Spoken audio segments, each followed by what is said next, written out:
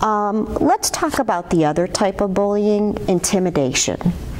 Who can tell me a little bit about what intimidation means to you?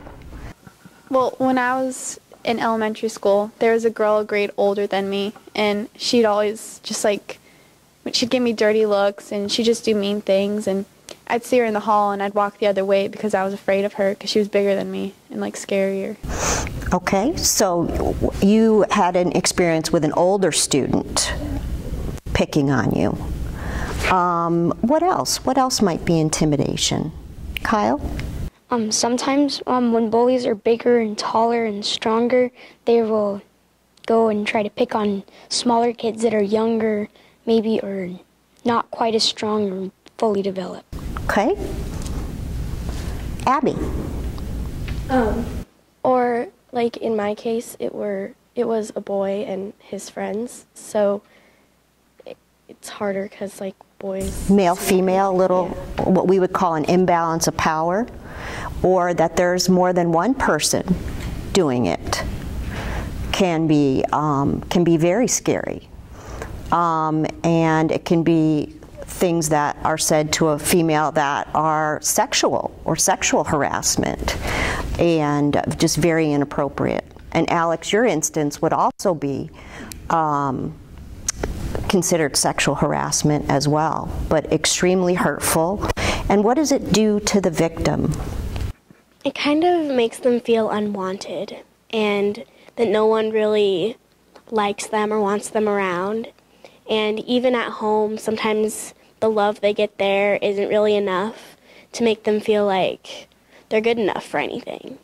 And sometimes that can really hurt a person's self-esteem. And that's maybe why victims of bullying have really low self-esteem and why they have a lot of personal issues. Excellent, excellent point. Abby?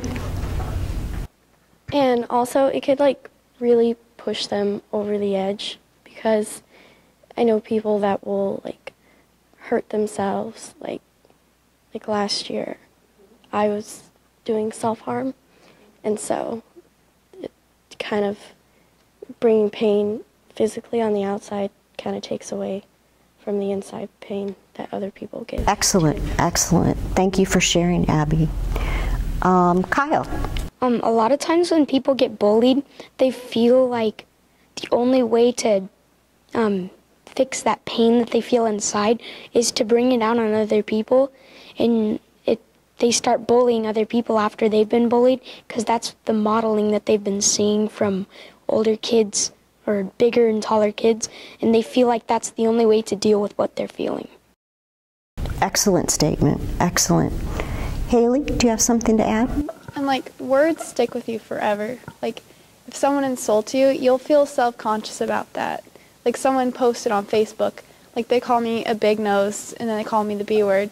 And when you hear that, then after that, you're always self-conscious about your nose, because you're is it too big? And it's just, words don't just say, oh, okay, and then just drop it. It sticks with them forever, and it just really hurts them.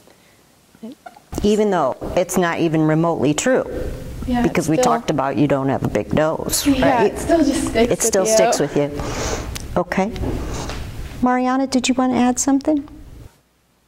And also in my case for being harassed or whatever, it's hard to be harassed, just to sit there and someone pick on you or be insulted or something, and then go home and just tell your parents this and then be like, okay, well, don't listen to those people. Like Haley said, it sticks with you, and it's really hard. Sure. And does it interfere with your learning at school? Yes. Kyle? When a victim is sitting there in school and they've been bullied maybe in the morning or even a couple days before, they're thinking about, maybe if there's a test going on, they're thinking about, oh no, these people don't like me, and then they start really focusing on that more than their schoolwork, and then all of a sudden that becomes more important, and their schoolwork starts lacking and their grades go down because they're always thinking about what other people think of them. Excellent, excellent insights. Samantha?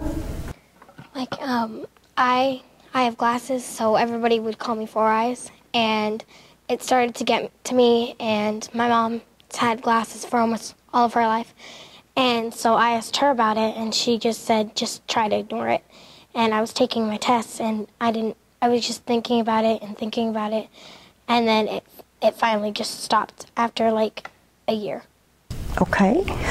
Well, what would be the difference between like fun teasing and bullying? What makes the difference? Cooper? Fun teasing is usually with your friends where you're just joking around with them, not really meaning to hurt their feelings. And bullying is really intentional, trying to make them feel bad, physical, hurting them. Excellent, excellent point. Anyone else want to add on to that? Emily? I think the bully knows when you're bullying, they're going to hit points that will really hurt you, but maybe when you're teasing, it'll be a smaller matter, something that's not as big, and you can just forget about it in a little bit. But then, bullying, the bully will say things that'll really hurt you and, not make you feel as good. Okay. Kyle? Bullies find what's wrong with you on the outside instead of like learning what you're really like, your personality. They have no idea. They just look at, hey, he talks like this, he looks like this, he doesn't wear this, and then they attack based on that.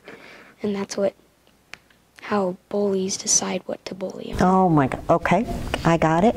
Karina? Well, bullies, they like to find stuff that you're already self-conscious about. So if they notice that you always try to cover up one thing or another, they'll bully you on that because they know that you're already worried about it. And their intention is just to hurt you more. And your friends, hopefully, will never do that to you. They won't talk to you about stuff that really bothers you, They'll stick on things that you're okay with, that you've accepted. Okay. But anyone have anything else to add to that? Cooper? You don't necessarily have to have anything wrong with you. Bullies just find a way to pick on you, like how you dress, the shoes you wear, what house you live in.